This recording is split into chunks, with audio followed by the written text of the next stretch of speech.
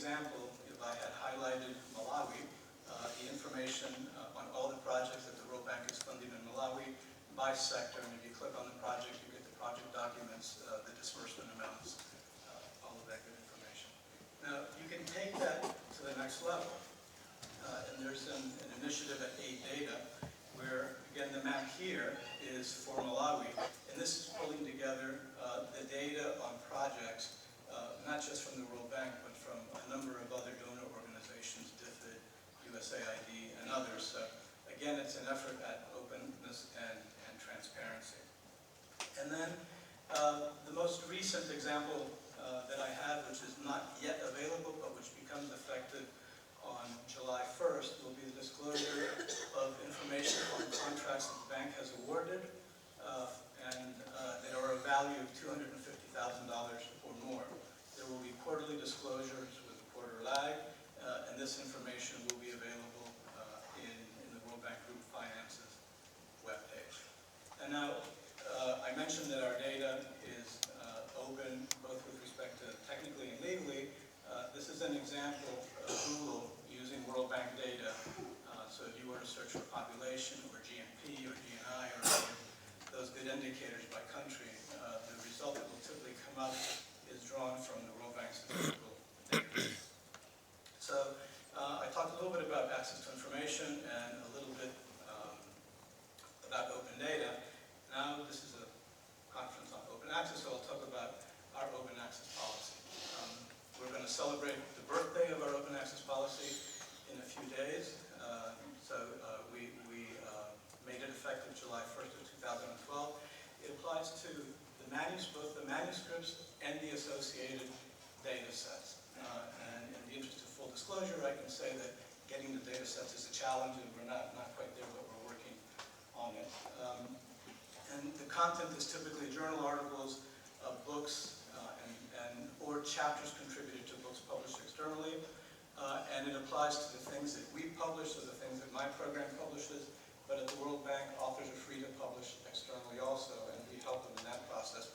But there is a requirement that if you publish externally, that you make that available open access also and comply with the policy.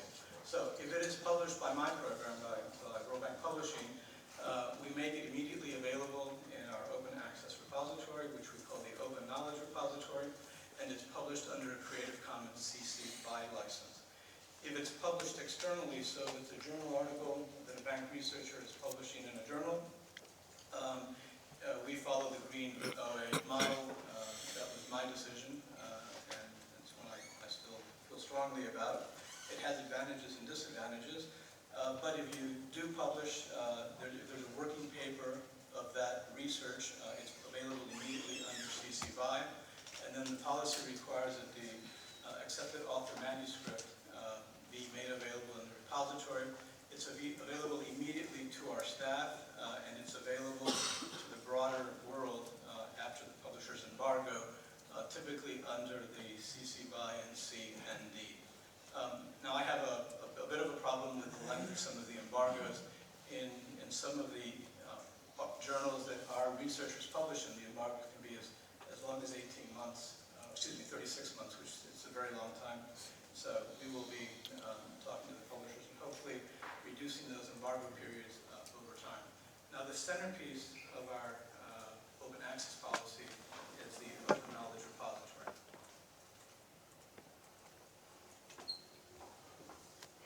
So we're very proud that just a couple of weeks ago we were named a Best Reference Website for 2013 by the Emerging Technologies and Reference section. I don't know where the Mars acronym comes from that. Of the Reference and User Services Association of the American Library Association. And you see there that the selection criteria, and by the way, it's not that we won the award, we're one of, I believe, 26 websites that got the same award, so not quite as unique.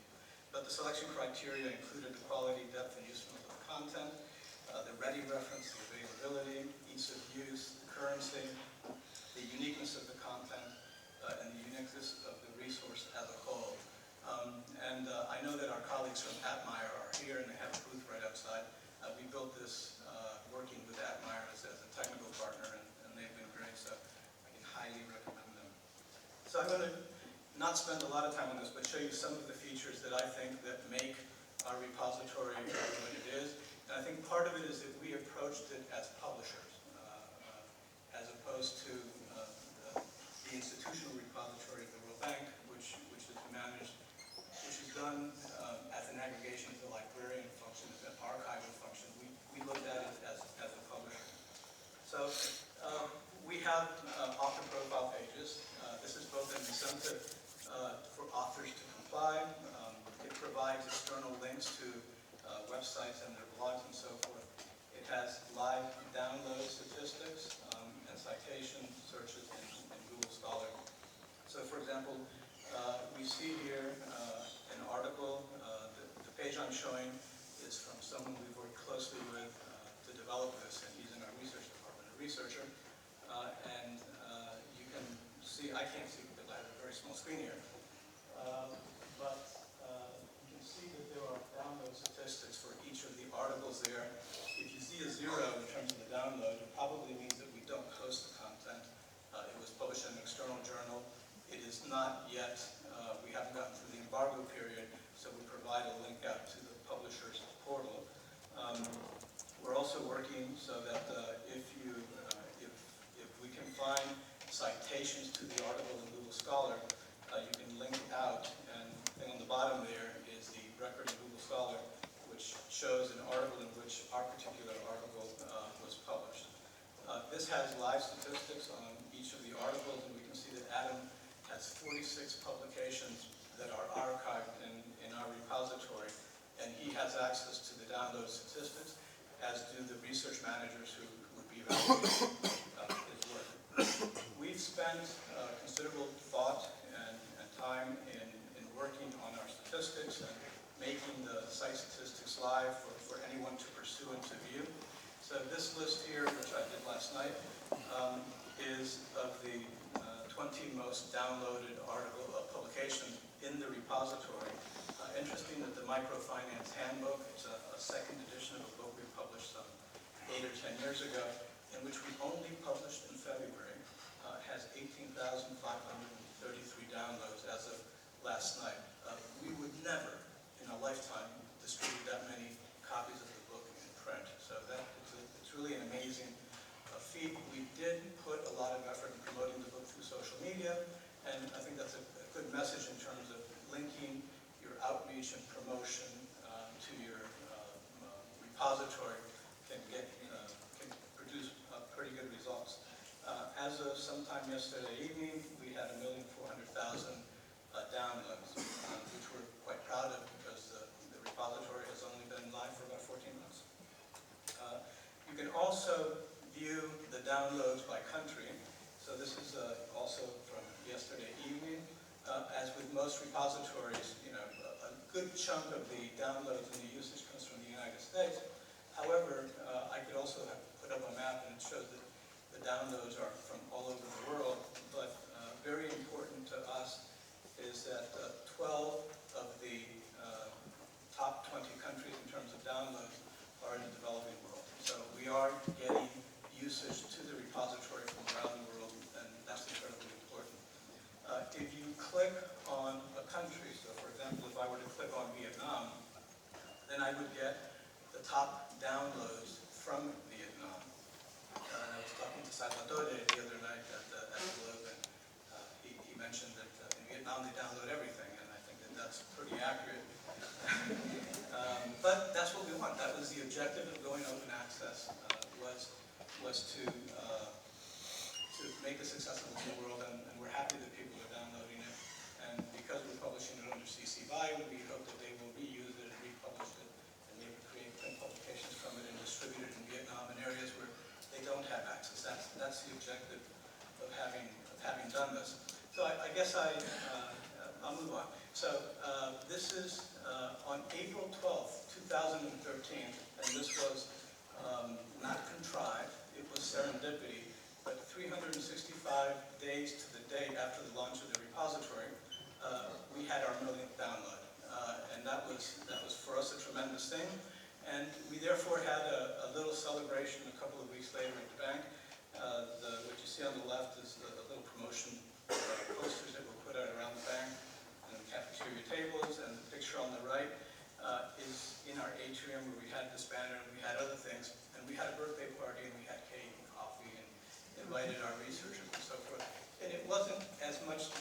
congratulatory as an effort to raise awareness of the repository as a place to start your research for people at the bank, but also as a way to promote knowledge about the policy and the requirement that you comply with that policy, and so forth. And I guess this is a good time for me to be honest and in the interest of full disclosure to say that I came to open access reluctantly. I've been publisher of the bank for several years. We had a very good business model. Our mantra was that the more we sell, the more we lose, but we try really hard. And Sub-Saharan Africa was the second largest market for our publications when measured in number of copies sold. And we accomplished that by giving steep discounts, by paying for the shipping and doing all of that. And we thought we had a really stable model.